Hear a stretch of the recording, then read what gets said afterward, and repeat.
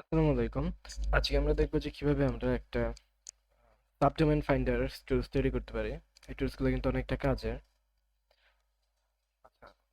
তো এর জন্য আমরা শুরুতে চলে যাব হচ্ছে আমাদের কোড এডিটরে। আমি এখানে কোড এডিটরের জন্য ব্যবহার করব এই কোড। এখন আমি এখানে নতুন একটা ফাইল নিলাম, নিউ ফাইল, এবং এটার নাম দেবো হচ্ছে subdomain dot TXT, subdomain dot sorry subdomain dot py. আপনারা যে কোনো নাম দিতে পারেন। আচ্ছা, শুরুতে আমি কি করব? শুরুতে আমি ইউজারের কাছ থেকে একটা ওয়েবসাইট ইনপুট নেব। তো আমি একটা ভেরিয়েবল নিচ্ছি, ওয়েবসাইট ইকুয়াল টু, এখানে আমি ইনপুট ফাংশনের মাধ্যমে ইউজারের কাছে বলবো যে enter a website, enter a website, একটা ওয়েবসাইট। তো ইউজার যে ওয়েবসাইটটা দিবে ওইটা অবশ্যই ওয়েবসাইট ভেরিয়েবলের মধ্যে থাকবে। এরপর আমি কি করব, এই ওয়েবসাইট ইকুয়াল, আমি এই ওয়েবসাইট ভেরিয়েবলটাকে একটু চেঞ্জ করবো। ওয়েবসাইট সমান কি হবে? ওয়েবসাইট সমান হবে ওয়েবসাইট ডট রিপ্লেস। আমি কি রিপ্লেস করতে চাচ্ছি? আমি এখান দিয়ে যে এইচটিটিপিএস, মানে আমি ওয়েবসাইটের যখন লিঙ্কটা দিব তখন অবশ্যই এর মধ্যে হয়তো এইচটিটিপিএস থাকবে। আমি এটাকে রিপ্লেস করব। কি দিয়ে রিপ্লেস করব? ফাঁকা, এমটি স্ট্রিং, মানে কিছুই না। তার মানে এটাকে রিপ্লেস করে নিবে, কিন্তু কি দিয়ে রিপ্লেস করবে? কিছুই না, ফাঁকা জিনিস, অর্থাৎ এই জিনিসটা রিমুভ হয়ে যাবে। আবার রিপ্লেস, আবার কি দিয়ে রিপ্লেস করব? এবার রিপ্লেস করব হচ্ছে এইচটিটিপি। যদি এইচটিটিপিএস না থাকে, এইচটিটিপি থাকে, তাহলে এটাকেও রিপ্লেস করবে। কি দিয়ে রিপ্লেস করবে? এমটি স্ট্রিং, মানে কিছুই না, ডট রিপ্লেস। এটাকে কি দিয়ে রিপ্লেস করবে? MT string. কি রিপ্লেস করবে? এই যে ক্লোন, সরি, এটাকে কি দিয়ে রিপ্লেস করবে? MT string. আচ্ছা, তাহলে আমার ওয়েবসাইটের মধ্যে যে এটা দিবে আর কি, ওয়েবসাইটের ইউজার দিবে, তার থেকে এইচটিটিপিএস, এইচটিটিপি বা শেষে যেরকম যদি কোলন থাকে এগুলো সব রিমুভ করে তারপর ওয়েবসাইট নামের ভেরিয়েবলে জমা হবে। Okay, fine.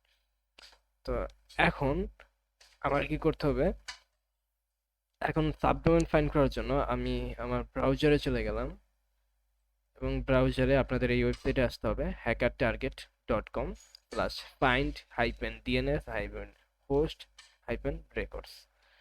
এখন আপনি যদি এই ওয়েবসাইটে এসে একটু নিচের দিকে আসেন, এই দেখেন এখানে একটা কিন্তু এপিআই দেওয়া আছে, api.hackertarget.com host search plus question mark Q example dot com. তো এই অবশ্যই এক্সাম্পল.com এর জায়গায় আপনার একটা, মানে আপনার কাঙ্ক্ষিত ওয়েবসাইটটা বসবে। তো আমি এখন এখানে চলে গেলাম এবং এখানে একটা ভেরিয়েবল নিচ্ছি, ইউআরএল সমান অ্যাপ স্ট্রিং এর মধ্যে,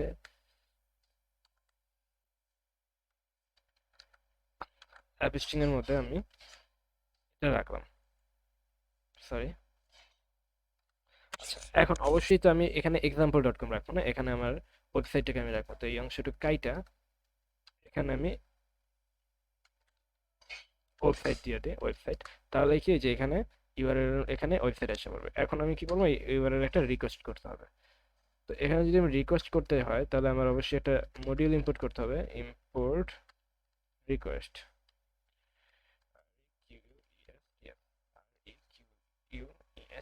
রিকোয়েস্ট। এখন আমি এই রিকোয়েস্ট মডিউলে একটা কল করতে হবে। তো এই জন্য আমি লিখবো রেসপন্স নামে একটা ভেরিয়েবল নিই আমি, রেসপন্স ইকুয়াল টু, আমি রেসপন্স ভেরিয়েবলের মধ্যে রিকোয়েস্টটাকে গেট মেথডে কল করব, এবং কোনো ইউআরএল দিয়ে, এই যে এই ইউআরএল। এবং এই ক্ষেত্রে আমার হেডার পাস করার প্রয়োজন নেই, আপনারা চাইলে একটা হেডার পাস করতে পারেন, তবে এটা হেডার পাস না করলেও চলবে। তাহলে এখন এই ইউআরএল এর রেসপন্স ভেরিয়েবলের মধ্যে এই ইউআরএলটা একটা গেট রিকোয়েস্ট সেভ হবে। তো এখন আমি কি করব? আমি এখন আরেকটা ভেরিয়েবল নিতে পারি, যে কি ভেরিয়েবল নেওয়া যায়? আচ্ছা, আমি এখানে একটা ভেরিয়েবল নিই, সাবডোমেন, সাবডোমেইনস, সাবডোমেইনস মানে অনেকগুলো ডোমেইন আর কি। ইকুয়াল টু কি হবে? এই রেসপন্স এর মধ্যে যা থাকবে ওটাকে আমি টিএক্সটি আকার পাইতে চাইতেছি, মানে এটা জাস্ট কন্টেন্টটা পাইতে চাইতেছি, ফুল এইচটিএমএল না। তো সাবডোমেন ডট টিএক্সটি। আচ্ছা, এই ভেরিয়েবলটা আমি একটু পরে লিখি।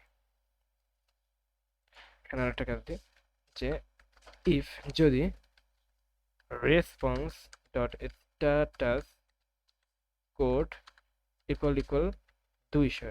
যদি রেসপন্সের স্ট্যাটাস কোডটা 200 হয়, মানে এই রেসপন্সটা যদি সাকসেস হয়, তাহলে তাহলে কি হবে, সাবডোমেন হবে হলো রেসপন্স ডট টেক্সট রেসপন্স। আচ্ছা, তো এখন আমি কি করতে পারি, এখান দিয়ে প্রিন্ট সাবডোমেন, সাবডোমেন্সটাকে প্রিন্ট করে দিতে পারি।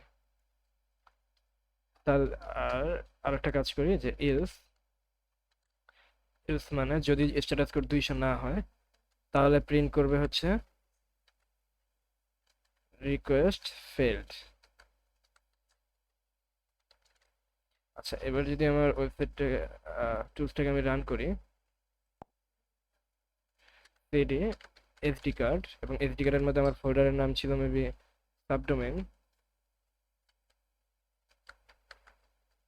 এখন এখানে যদি আমি এলএস দিই, আমি ডোমেন ডট পাই ফাইলটা পেয়ে যাবো, পাইথন সাবডোমেন ডট পাই। আচ্ছা, এখানে একটা ওয়েবসাইটের নাম দিতে বলছে, আমি https github ডট আইও। দেখেন আমাদের কিন্তু সাবডোমেন গুলো একদম আইপি সহ দিয়ে দিচ্ছে। তো আজকে এই পর্যন্তই থাকবে।